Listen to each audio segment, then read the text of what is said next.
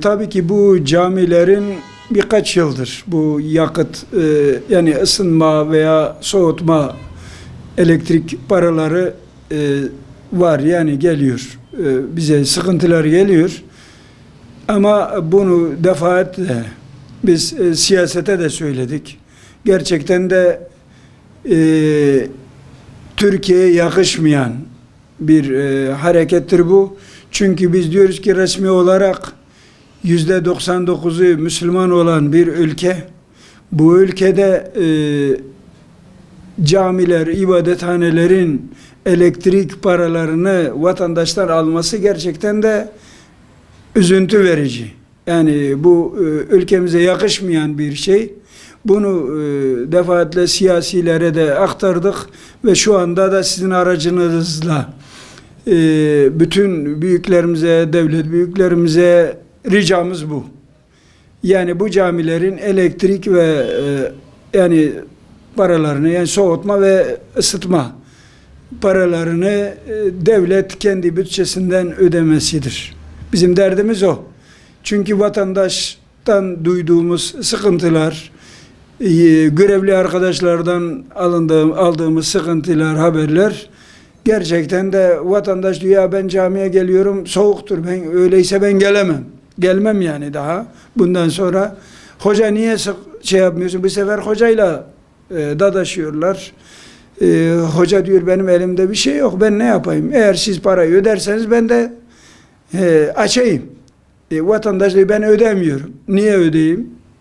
Camidir. Böyle bir şey yok. Şimdiye kadar yoktu. Niye böyle çıktı? Yani bunu biz bütün yetkililerden istirhamım, nasıl ki geri gelince bize diyorlar ki cami resmi kurumdur. Madem resmi kurumsa devlet bunu ödesin. Yani bütün resmi kurumların soğutma, ısıtma sistemleri, yani paraları kim ödüyor? Devlet ödüyor. Devletin bütçesinde, genel bütçeden ödeniyor. Bu cami de madem resmi kurumsa, bir okulun, herhangi bir okulun parası herhangi bir veliden alınıyor mu? Hayır. Nerede ödeniyor? Okulun ısıtması, soğutması devlet bütçesinden ödeniyor. Madem öyleyse bizim de isteğimiz, bu da devlet kurumuysa madem öyleyse bunun da parasını devlet ödesin, genel bütçeden ödensin diye bizim isteğimizdir. Yani Diyarbakır'a yakışan bir şey değildir. İster yerli turist olsun, isterse yabancı turist olsun, kim gelirse gelsin, Diyarbakır'ımızın hak ettiği yerde olması gerektiğini biz defaatlerce söylüyoruz ve söylemeye de devam edeceğiz. Çünkü Anadolu'nun ilk İslam'a açılan bir kapısıdır Diyarbakır. Diyarbakır'da en azında 500 tane sahabe metfun bulunmaktadır ve tabiinler bulunmaktadır ve buradaki halkın çoğu da o sahabelerin torunlarıdır.